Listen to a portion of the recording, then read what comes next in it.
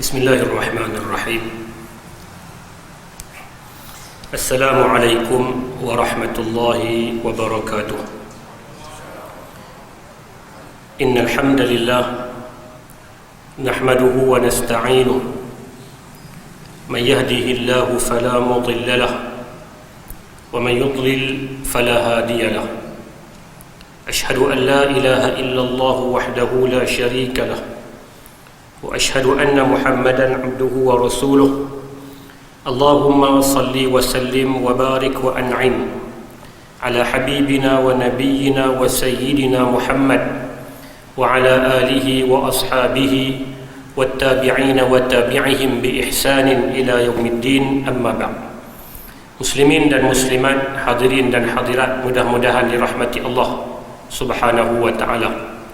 Alhamdulillah, syukur kita pada Allah Subhanahu wa ta'ala dapat kita bertemu pada malam ini yang merupakan kali kedua untuk bulan ini, dan mudah-mudahan pertemuan kita dilimpahi dengan barakah, kerahmatan, keampunan dari Allah Subhanahu wa ta'ala.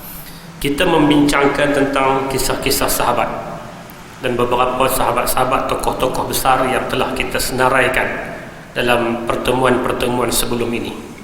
Ada sahabat kita minta untuk berkongsi berkaitan dengan peristiwa pertembungan di kalangan para sahabat, ataupun dalam bahasa yang sedikit nampak macam kasar, pertelingkahan yang berlaku di kalangan para sahabat, di antara pihak Sayyidina Ali dan juga pihak Sayyidina Muawiyah, juga melibatkan isteri Nabi Ummul Mukminin Sayyidatina Aisyah radhiyallahu anha.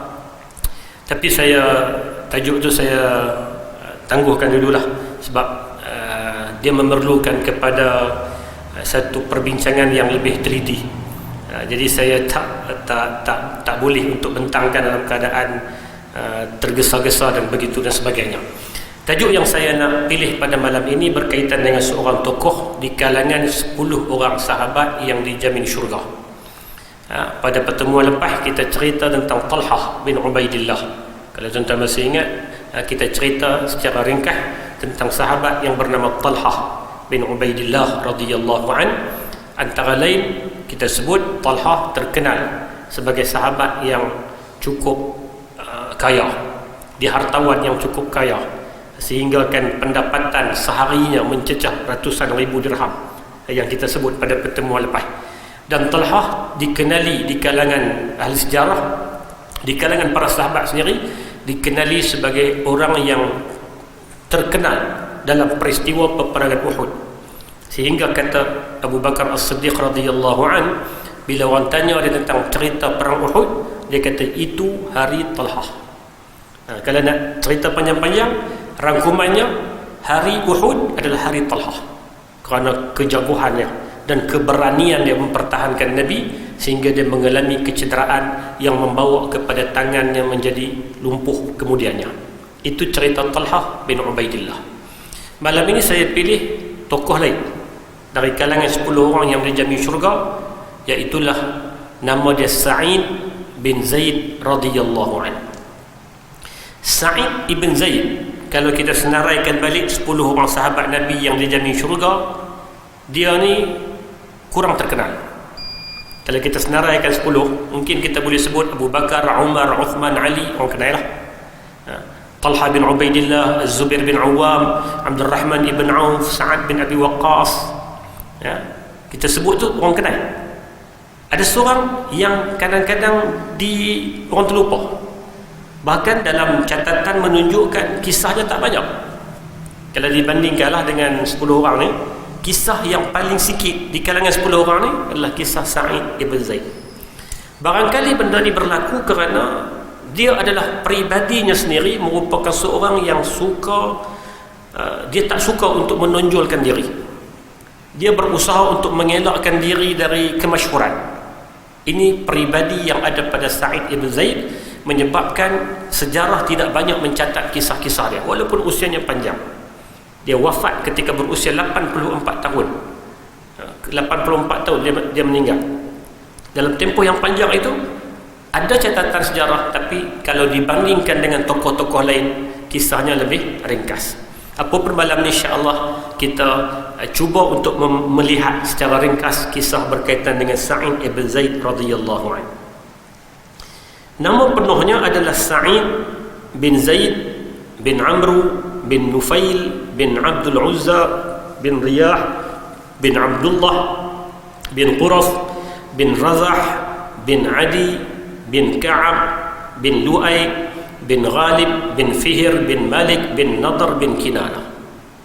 Itu dia punya nama penuh. Saya sebut selalu bila kita cerita tentang sahabat, kita baca nama mereka sampai Tok Wan angka berapa belah, kerana ilmu nasab satu ilmu yang hebat, yang istimewa kepada orang-orang Arab.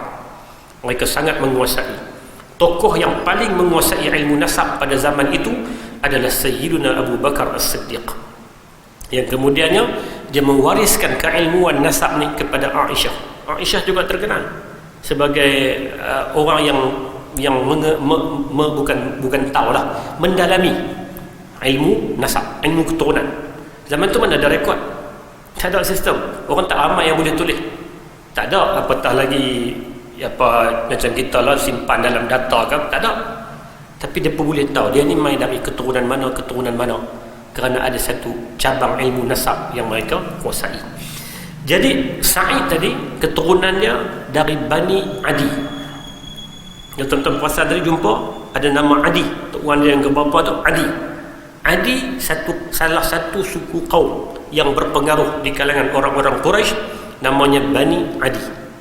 Tapi kaum Bani Adi ni dia kelompok yang tidak besar, dia agak kecil sikit jika dibandingkan dengan kelompok-kelompok seperti Bani Hashim, Bani Makhzum. Ini Bani suku kaum yang besar, tapi Bani Adi suku kaum yang kecil.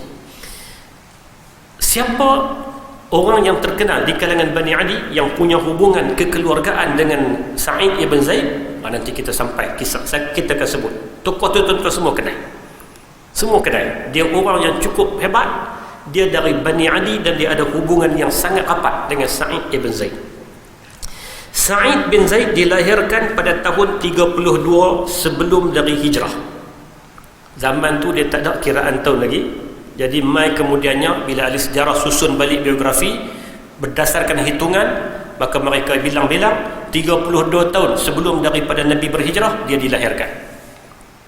Jadi nak habaq tahun apa tak tahu. Sebab dia tak ada kiraan waktu tu. Kiraan Masihi dah lah, tapi kiraan secara kalender yang diguna pakai oleh masyarakat Arab tak ada. Mereka berdasarkan kiraan macam tu je. Maka mai para ahli sejarah bila susun balik, dia bilang-bilang 32 tahun sebelum dari hijrah Sa'id ibn Zaid dilahirkan. Hubungannya dengan Sayyidina Umar, ini tokoh dah yang kata-kata dia ada hubungan kekeluargaan dengan Umar bin Al-Khattab, kerana Umar adalah dari Bani Adi. Umar dari Bani Adi, jadi dia dengan Umar ada hubungan kekeluargaan. Hubungan dia macam mana? Hubungannya dengan Sayyidina Umar ialah bapaknya yang bernama Zaid, kan dia Sa'id ibn Zaid. Zaid itu siapa? Zaid adalah sepupu kepada Umar bin Al-Khattab radhiyallahu anhu. Zaid dengan Umar sepupu, kerana Umar bin Al-Khattab, sementara Zaid bin Amr itu dua beradik dengan Al-Khattab. Jadi Zaid dengan Umar dua sepupu. Sa'id dengan Umar kalau ikut pangkat kita ni apa? Pak menekan pupu lah. Kalau orang belah selatan dia tak tahu dia sebut apa, bapak saudara pupu macam tu lah, pak menekan pupu. Kalau kita kata panggil pakcik jugalah, lebih kurang macam tu hubungannya dengan Umar. Dalam masyarakat Quraisy ketika zaman jahiliyah, Bani Adi merupakan kabilah yang paling kecil. Bani ini suku kaum di kalangan Quraisy ni banyak suku kaum. Bani Hashim, Bani Abduddar, Bani Makhzum, Bani Lu'ay, Bani apa lagi, Bani. Kalau buat ikut nisbah, Bani yang paling kecil, suku kaum yang terkecil adalah Bani Adi. Justru pemimpin-pemimpin mereka tidak mendapat jawatan penting dalam masyarakat Quraisy, terutama yang berkaitan dengan pengurusan dan pentadbiran Kaabah dan Baitullahil Haram. Jadi kalau ikut balik, mungkin di sini ikut saya pernah kongsi, Orang Arab dia ada beberapa kementerian. Saya rasa di sini atau mungkin tempat lain saya tak ingat. Ada kementerian. Salah satu kementerian terpenting yang menguruskan Kaabah. Jadi bila nak uruskan Kaabah, dia bagi kepada kelompok tertentu. Jadi dia pilih kelompok yang ada nama sikit lah, yang ada gah yang besar. Jadi Bani Adi ni kelompok kecil, mereka suku kaum yang kecil, terhad. Jadi mereka tak dapat jawatan-jawatan penting dalam urusan pentadbiran masyarakat Mekah.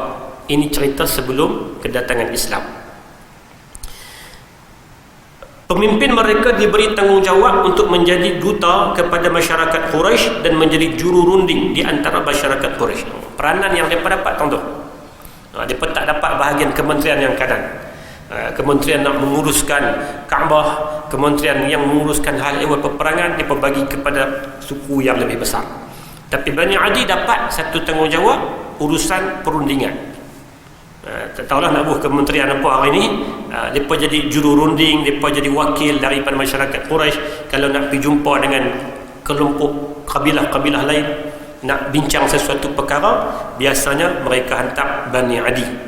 Dan orang yang dipilih dari Bani Adi antaranya adalah ayah kepada Sa'id ibn Zaid, iaitulah Zaid ibn Amr. Zaid ibn Amr, ayah dia ni adalah seorang yang saleh ketika zaman jahiliyah. Waktu zaman tu jahiliyah ni dia bukan makna jahil, bukan tak tahu. Jahiliyah ni makna satu kehidupan yang tidak ada garis panduan langsung, tak ada SOP. Hidup mereka ikut dahnya. Mereka hanya fikir untuk hidup dan fikir macam mana cara nak teruskan hidup. Dekat tu ya.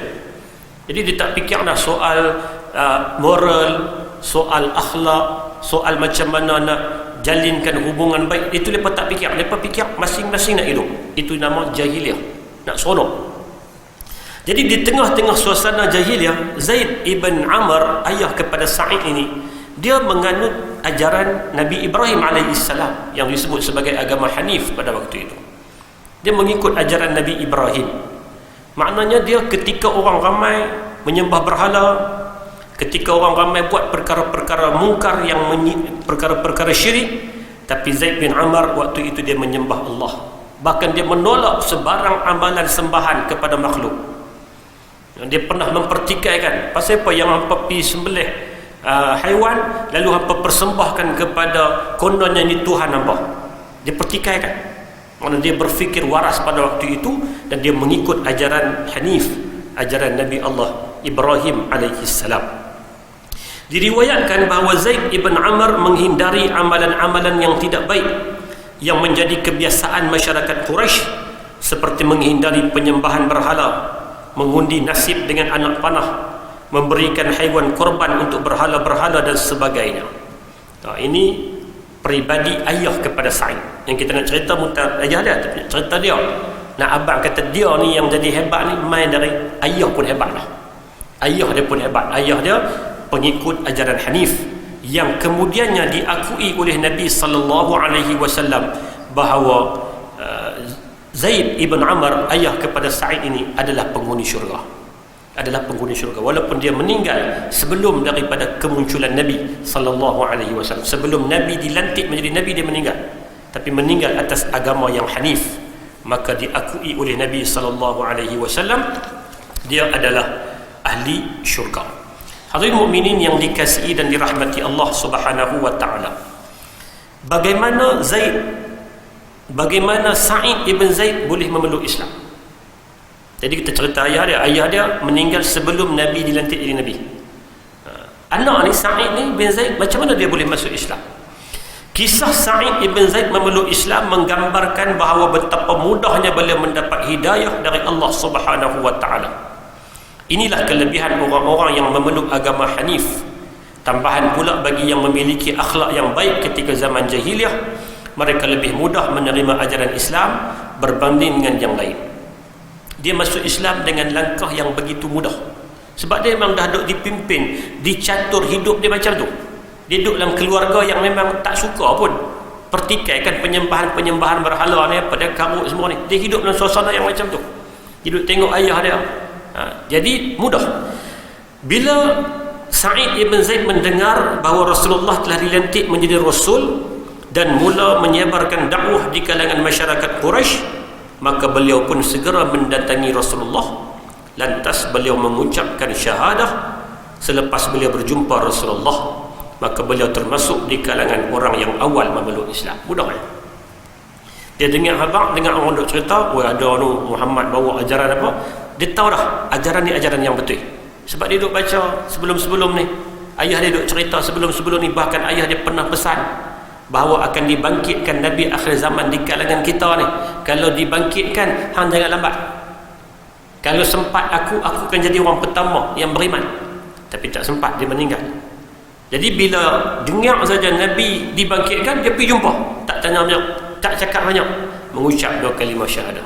Maka Sa'id ibn Zaid termasuk di kalangan orang yang awal memeluk Islam, iaitulah minas sabiqin al-awwalin. Kan istilah sabiqin, as-sabiqun. As-sabiqun ni apa? Orang yang awal. Awal ni kira macam mana? Dia ada banyak peringkat awal lah.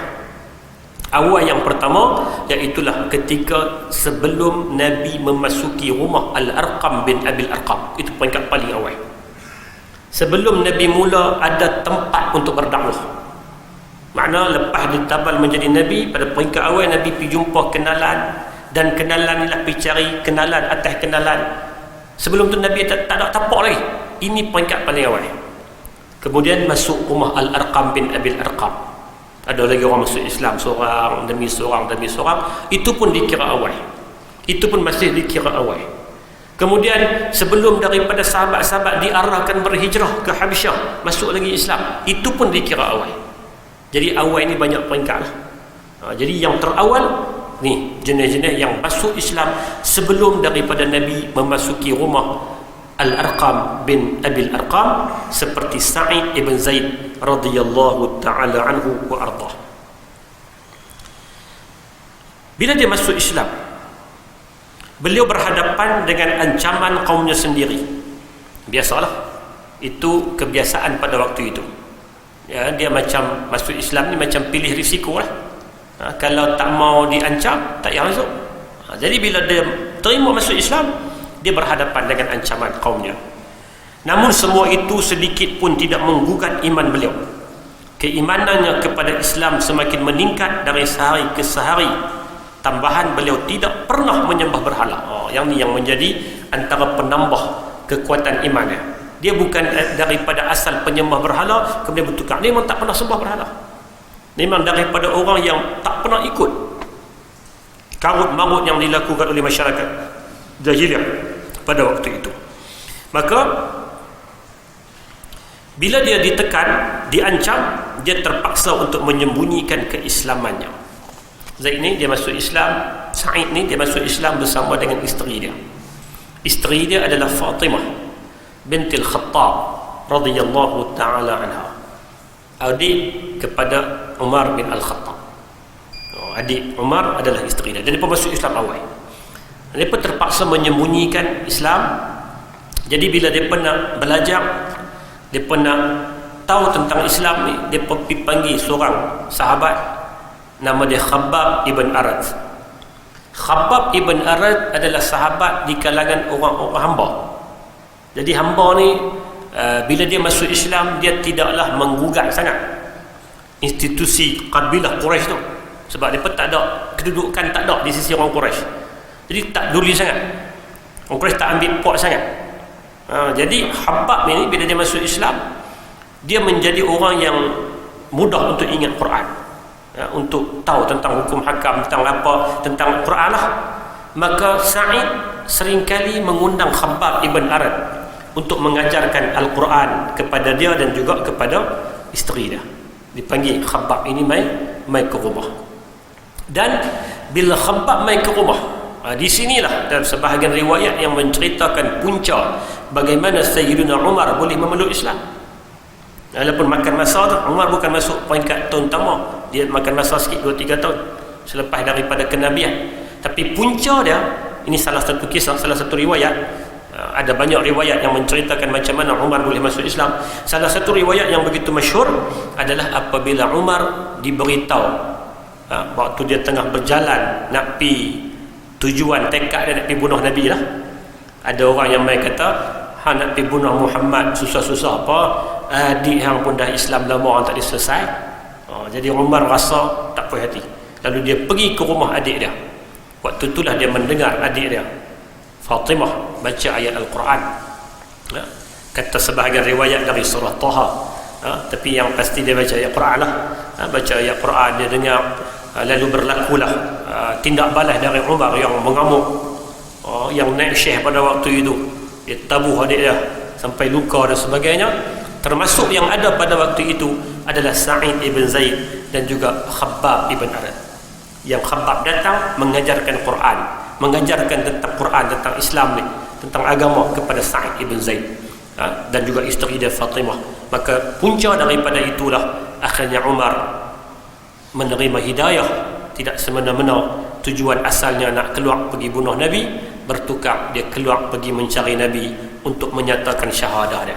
Maka di antara orang yang berjasa dalam pengislaman Umar bin Al-Khattab adalah anak menakan pupu dia yang merangkap adik ipar dia, nama yang kita bincangkan pada malam ini, iaitulah Sa'id ibn Zaid radhiyallahu ta'ala anhu wa ardah. Hadirin mukminin yang dikasihi sekalian, setelah orang-orang Islam yang memeluk Islam yang berada di Mekah menghadapi tekanan, ditindas dan sebagainya, sampailah keizinan untuk berhijrah. Dan Sa'id ibn Zaid tidak terkecuali dalam menyahut seruan Rasulullah agar orang-orang Islam berhijrah ke Madinah. Beliau telah berhijrah bersama isterinya, iaitulah Fatimah, dan juga abang iparnya, iaitulah Umar bin Al-Khattab radhiyallahu anhu. Jadi dia pun, Sa'id ibn Zaid, bersama dengan isteri dan keluarga dia berhijrah bersama dengan Umar bin Al-Khattab. Yang ada riwayat yang menyebut bagaimana Umar berhijrah secara terang-terangan. Ada riwayat yang menyebut macam tu, Umar dia berhijrah secara terang-terangan. Hadirin mukminin sekalian, Umar, Sa'id ibn Zaid, kisahnya macam saya sebut awal tadi, kalau dibandingkan dengan 9 orang lain, kisahnya kurang masyhur. Namun itu tidak bermakna dia tak ada langsung catatan sejarah dia bersama dengan Nabi. Bahkan dalam perang-perang besar yang disertai oleh Nabi sallallahu alaihi wasallam, Sa'id ibn Zaid terlibat. Sa'id ibn Zaid ini terlibat dalam perang-perang besar. Seperti contohnya dalam perang Badar. Dalam perang Badar ni, kan perang Badar bukan tujuan asalnya Nabi himpun tentera, jom kita pergi perang. Dia bukan macam tu. Perang Badar ni dia berlaku setelah Nabi mendapat pengkhabaran ada kumpulan dagang Mekah yang akan pulang dari Syam, yang diketuai oleh Abu Sufyan. Itu maklumat awal. Jadi bila kumpulan dagang ni nak balik, Nabi tujuan dia nak gertak kumpulan dagang ni untuk sekat. Dan bukan Nabi nak pergi samun, sebab kadang-kadang bila kita dengar cerita kita dapat gambar macam silap pula. Nabi nak ambil balik hak orang Islam. Yang orang Islam daripada Mekah keluar pergi Madinah, mereka tinggal semua. Harta meredak mereka tinggal. Harta meredak ini dah diniagakan oleh orang-orang Quraisy. Dibuat sebagai pusingan modal dia. Jadi Nabi nak pergi gertak kumpulan dagang ni supaya mereka akhirnya ada rasa terun. Jangan buat main, kerana kami dah ada kuasa ketika ni. Maka sebelum nak pergi gertak, sebelum nak pergi sekat kumpulan dagang ni, Nabi perlukan maklumat. Nak dapat mereka bergerak kok mana, mereka bergerak waktu bila, nak kena ada tu. Zaman lah tak apalah ada sistem radar dan sebagainya. Zaman tu tak ada. Dia memerlukan kepada spy untuk dapatkan maklumat ini. Maka Nabi hantar 2 orang sahabat, Talhah bin Ubaidillah yang kita baca 2 minggu lepas, dan seorang lagi Sa'id ibn Zaid. Tugas mereka 2 ni pergi pantau pergerakan maklumat, dapatkan maklumat mereka nak bergerak bila, mereka nak keluar bila, rombongan mereka banyak mana, mereka bawa harta apa, pergi cek semua tu dan bagi tahu, balik report kepada Nabi untuk tindakan selanjutnya. Tapi bila Nabi pergi, mereka pergi 2 orang ni pergi bergerak apa semua, pergi tengok, pergi cari maklumat, adalah cara-cara tersendiri. Dalam pada masa yang sama Nabi dah bersiap untuk keluar. Sekali kalau apa-apa main bagi maklumat. Mereka pergi bagi maklumat, mereka pergi cari maklumat dan balik sampai di Madinah. Rupanya ada berlaku sikit miscommunication lah, satu pertembungan maklumat awal ni. Nabi dah keluar pun ke Badar dan mereka baru sampai di Madinah, dua orang ni. Jadi bila dengar macam tu, mereka pun segera nak pergi ke Badar. Badar ni bukan dekat tuan-tuan. Kan kata Badar ni sembarang jabatan sampai terus.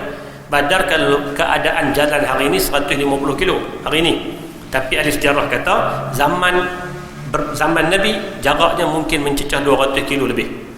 Jadi bila mereka nak keluar, mereka adalah persiapan nak keluar, nak sertai juga. Bila dengar kata orang Islam ada pergi ke Badar nak sertai, rupanya keluar sampai tengah jalan, Nabi dah balik tembung di tengah jalan.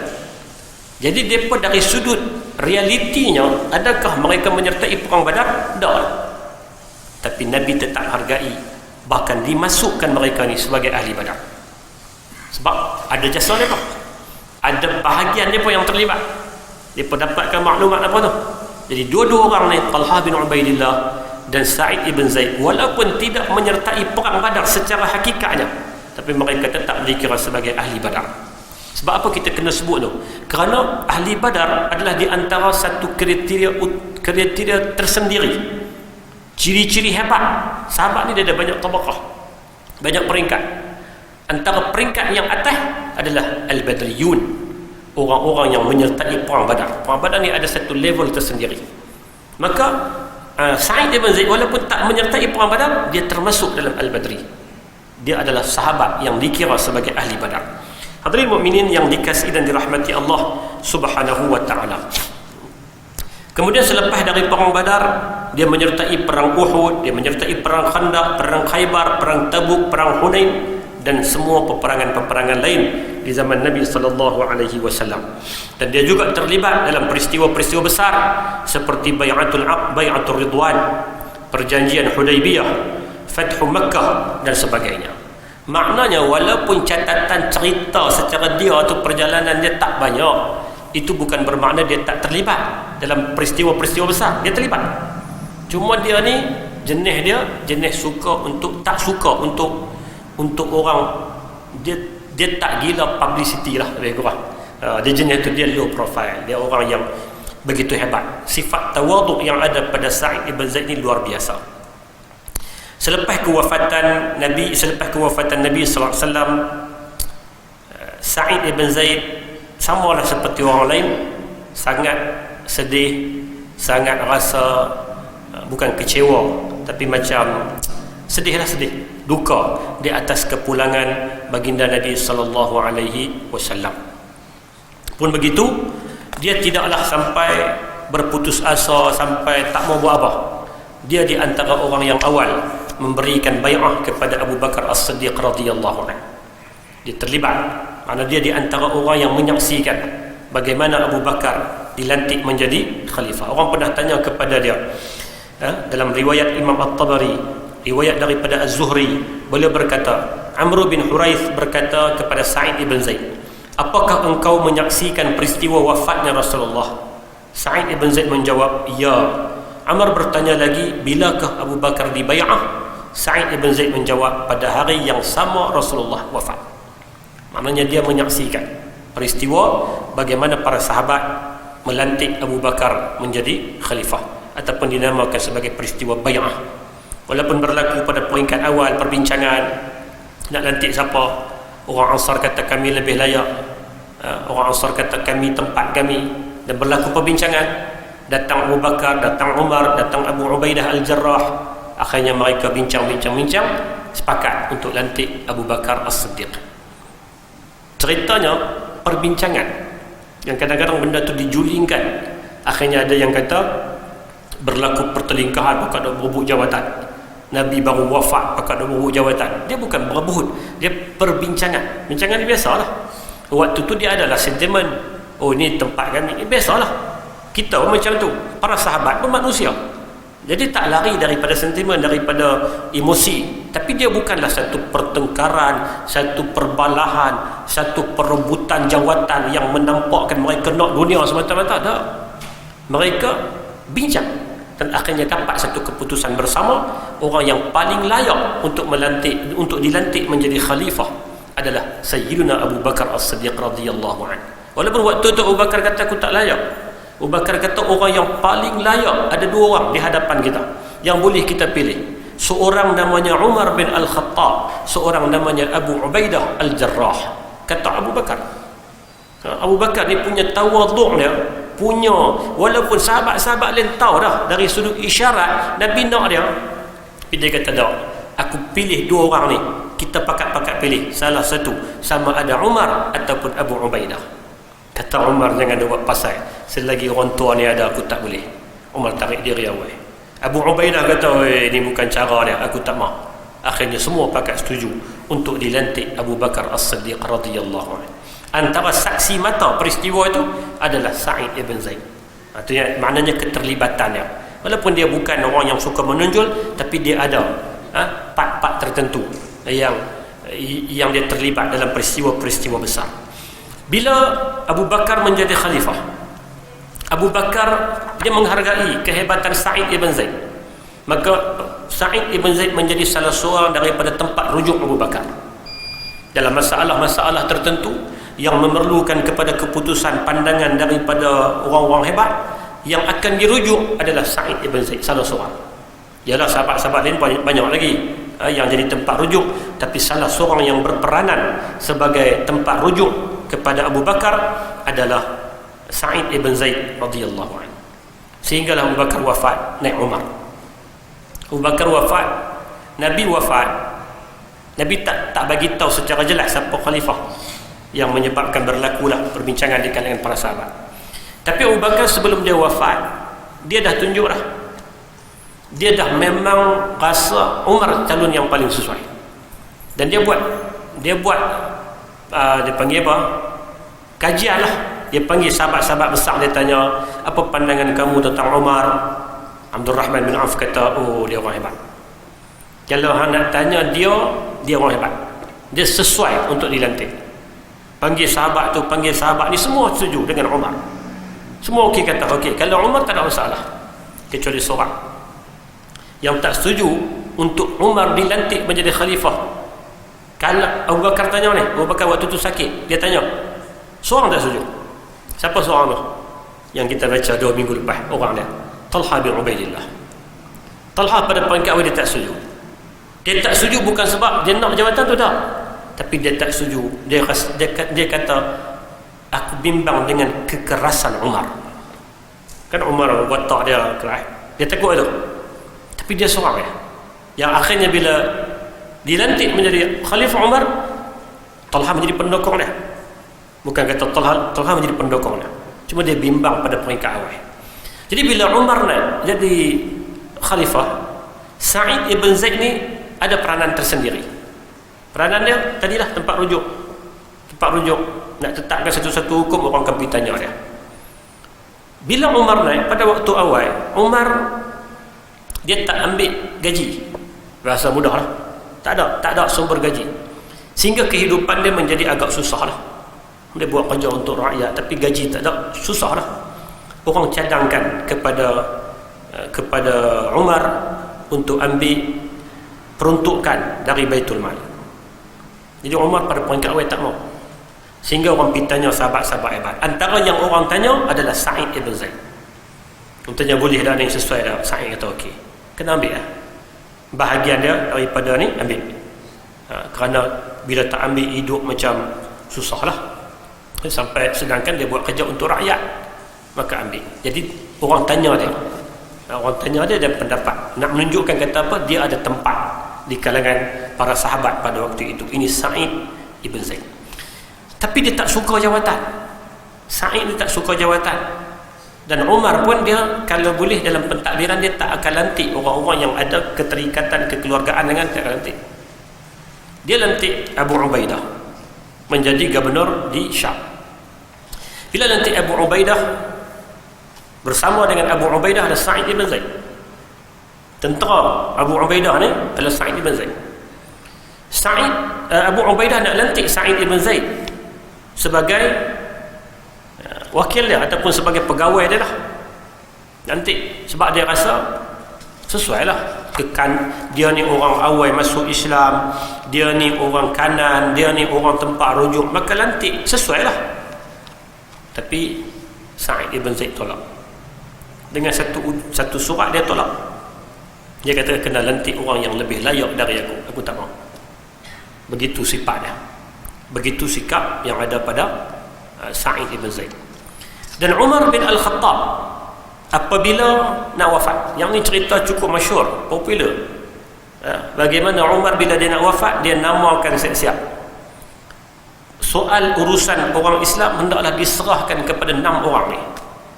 Hampa bincanglah sama-sama 6 orang siapa yang layak untuk dilantik menjadi pemerintah orang Islam.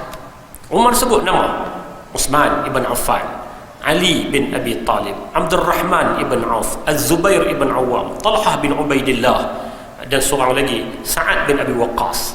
6 orang. Hampa bincang 6 orang ni sahabat yang dijamin syurga. Sahabat jamin syurga ada 10. 6 ni yang masih hidup ketika tu, dan ada seorang lagi yang masih hidup, iaitu Sa'id ibn Zaid. Daripada 10 ni kita tolak Abu Bakar, dah tak ada. Abu Ubaidah Al-Jarrah dah meninggal ketika sebelum Umar meninggal, dan tinggal lagi 8, tolak Umar, tinggal 7. Tapi Umar namakan 6 saja. Pasal apa Umar tak namakan Sa'id ibn Zaid?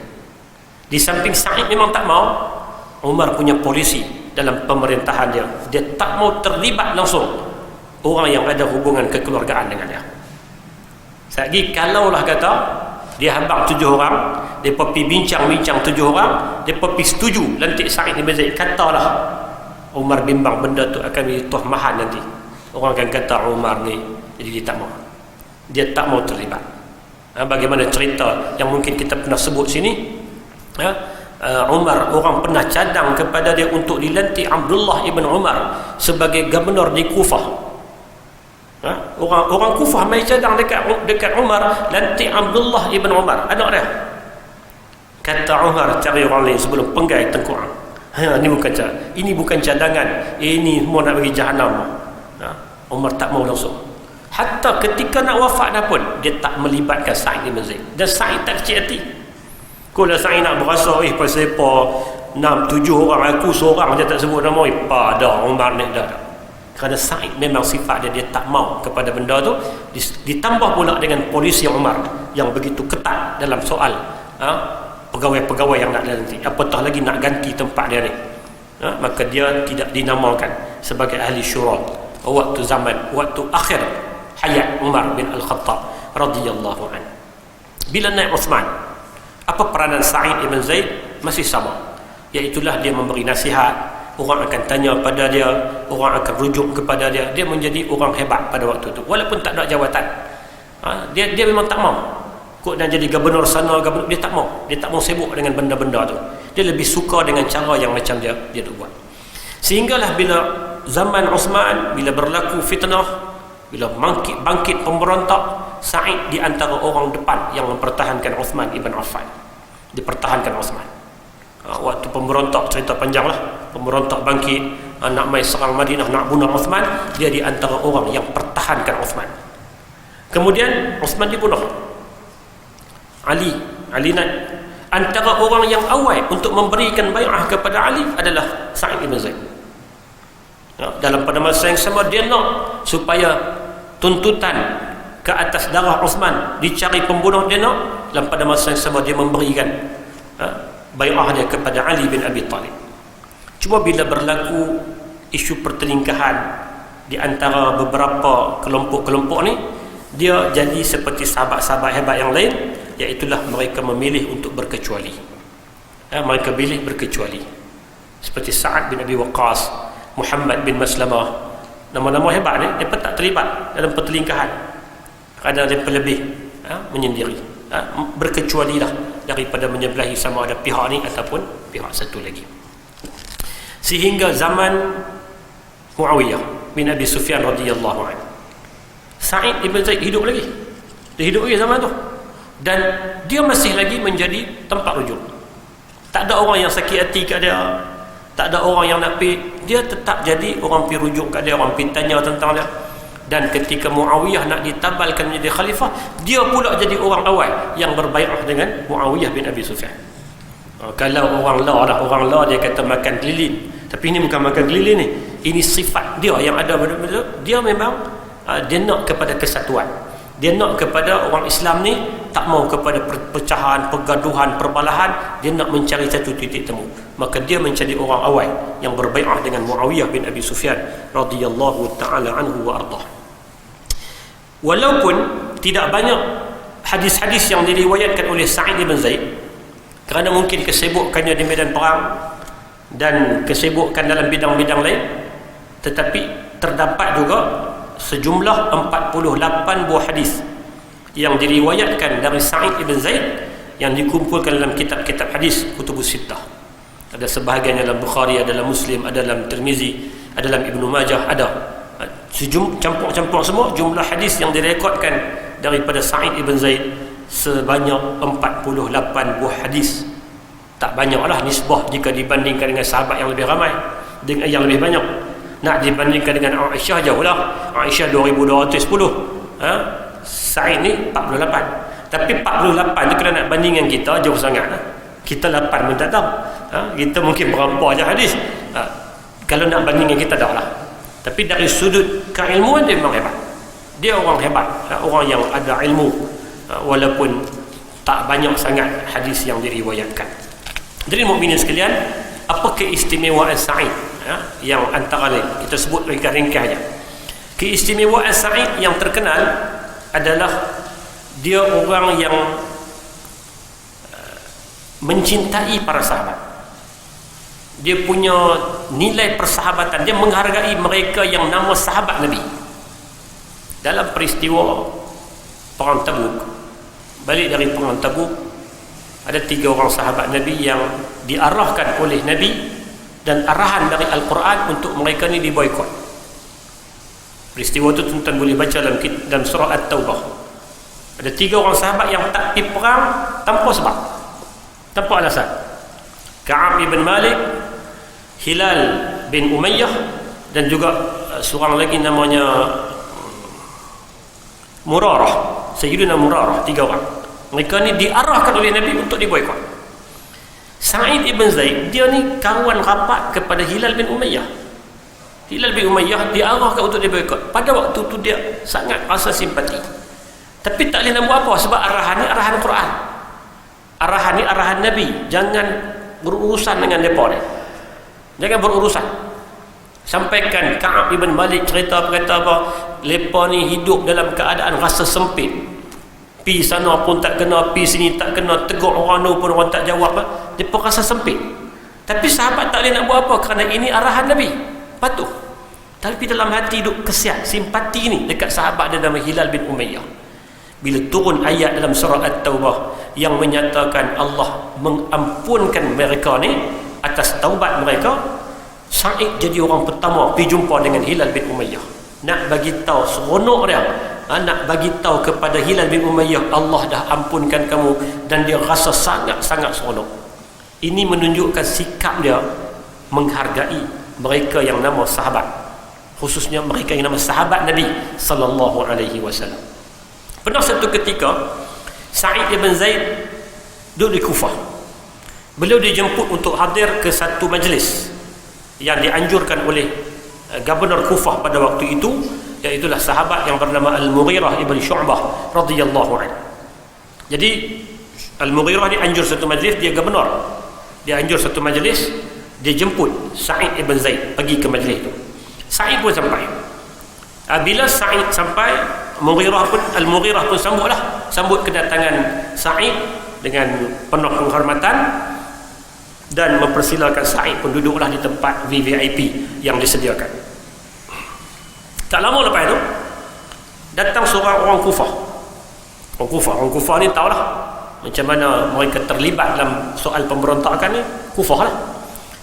Orang Kufah mai duduk dekat dengan Sa'id, duduk dekat dengan Mughirah ibn Syu'bah, duduk maki Sayyidina Ali bin Abi Talib radhiyallahu anhu. Duduk maki, duduk lempangkan kata-kata makian, cacian. Al-Mughirah pada waktu itu dia gubernur dan dia dalam majlis. Jadi dia rasa tak patutlah untuk dia ambil tindakan apa kat kawan ni, dia biar sampai majlis selesai. Sa'id ibn Zaid bila tengok, dia marah Al-Mughirah kerana seolah-olah Al-Mughirah membiarkan sahabat Nabi yang namanya Ali bin Abi Talib dicaci, dimaki, dihina. Dia marah. Ini nak menunjukkan satu penghormatan dia dan kecintaan yang luar biasa yang ditunjukkan kepada para sahabat radhiyallahu taala alaihim ajma'in. Ini satu sikap baik yang ada pada Sa'id ibn Zaid. Dan Sa'id ibn Zaid terkenal dalam sejarah merupakan orang yang doanya mustajab.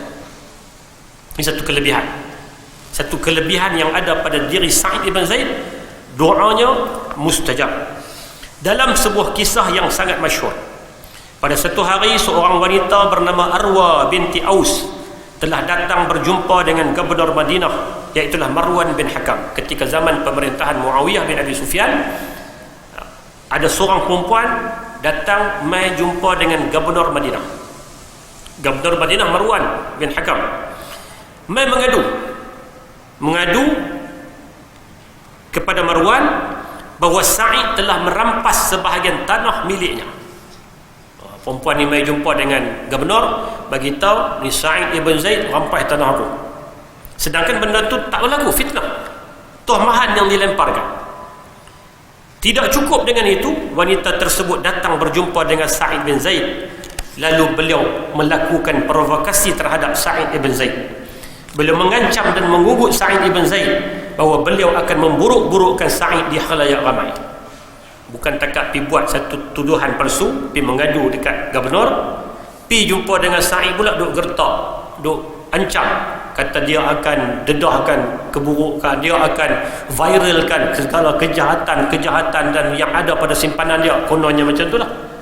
Jadi Sa'id ibn Zaid walaupun dia orang bagui, tapi main dengan duk diprovok ni, mana tak tahan. Manusia dia diancam macam tu sedemikian rupa, maka Sa'id ibn Zaid tak ada jalan melainkan dia berdoa kepada Allah Subhanahu wa taala agar wanita itu mendapat pengajaran yang sewajarnya. Dia tanda tangan, dia minta, ya Allah, tunjukkan sesuatu kepada perempuan yang nama Arwah ni. Apa jadi? Tak lama lepas tu perempuan tu jadi buta. Ditimpa buta, dan akhirnya beliau jatuh ke dalam sebuah telaga yang di kawasan di kawasan tanah yang dia kata Sa'id pergi curi tanah tu, jatuh dalam telaga tu dan mati. Ini menunjukkan satu kuasa doa dan kemustajaban doa yang ada pada diri Sa'id ibn Zaid radhiyallahu ta'ala anhu wa ardah. Orang hebat tuan-tuan. Orang nak mustajab doa ni, antara sahabat yang mustajab doa ni Sa'id dan Sa'ad juga mustajab doa. Sa'ad bin Abi Waqqas itu orang-orang yang mustajab doa, yang mereka bila angkat saja makbul, bila tadah tangan saja dapat terus. Jadi ini orang-orang yang hebatlah. Sa'id ibn Zaid salah seorang yang doanya sangat mustajab. Kemudian Sa'id ibn Zaid bila zaman kekacauan, zaman fitnah, zaman ni, dia ambil keputusan untuk menyendirilah, asing diri di satu kawasan yang bernama Al-Aqiq, satu kawasan Wadi Al-Aqiq yang agak jauh daripada orang ramai. Dia pergi duduk sendiri-sendiri situ, dan di sanalah Sa'id ibn Zaid meninggal dunia pada tahun 51 Hijrah ketika berusia 83 tahun. 83 atau 84 tahun pada waktu itu, tahun 51 Hijrah. Mana usianya panjang. 51 Hijrah panjang, usianya 83 atau 84 tahun. Yang kemudiannya sahabat-sahabat yang ada seperti Abdullah ibn Umar, Sa'ad ibn Abi Waqqas, dan para tabi'in yang lain, mereka lah yang menguruskan menyembahyangkan jenazah Sa'id ibn Zaid, dan kemudiannya dibawa pulang ke Madinah dan dikebumikan di perkuburan Baqi' al-Gharqad. Jadi dia meninggal ketika usianya 83 atau 84 tahun. Dan kemudiannya, walaupun dia meninggal bukan di Madinah secara tepatnya, Wadi Al-Aqiq. Al-Aqiq ni Hari ini Madinah lah hari ini, tapi hari itu dia kira pinggir sikit, dibawa pulang ke Madinah dan dikebumikan di perkuburan Baqi' al-Gharqad. Hadirin mukminin yang dikasihi sekalian, demikian kisah seorang sahabat yang mungkin kita kalau kita senaraikan 10 orang jarang sebut, orang kadang-kadang orang ketinggalan nama ni. Sa'id ibn Zaid radhiyallahu taala anhu wa arda, orang hebat, orang yang patut kita ulang baca dia, ulang kisah dia, walaupun kisahnya tak banyak, ulang pun dah cukup untuk kita kenal, untuk kita lebih mendalami berkaitan dengan kisah-kisah para sahabat ni. Dalam buku tu ada kisah, ada ni, ada tapi nota ringkas lah, buku yang saya beri pada 2 minggu lepas tu, mungkin ada lagi kok sahabat yang tak dapat boleh dapatkan lah. Kita ada, saya pun tak pastilah ada lagi ke tak tu, kalau ada boleh bagi sebagai bacaan, bahan bacaan sampingan. Nak kata cerita penuh tu dah lah, tapi sekadar cerita ringkas berkaitan dengan generasi sahabat ridwanullah ta'ala alaihim ajma'in, yang mudah-mudahan dengan kita membaca kisah-kisah mereka, kita lebih mendekatkan kita untuk mengenali kelompok manusia yang paling baik yang diakui oleh Nabi sallallahu alaihi wasallam, dan kita mengambil pedoman, kita mengambil teladan tentang mana boleh kita jadikan sebagai panduan dalam kehidupan. Insya-Allah mudah-mudahan ada manfaat yang baik dari Allah Subhanahu wa taala. Salah silap saya mohon ampun dari Allah, mohon maaf dari tuan-tuan dan puan-puan sekalian. Aqulu qawli hadza wa astaghfirullahal azim li wa lakum. Assalamualaikum warahmatullahi wabarakatuh.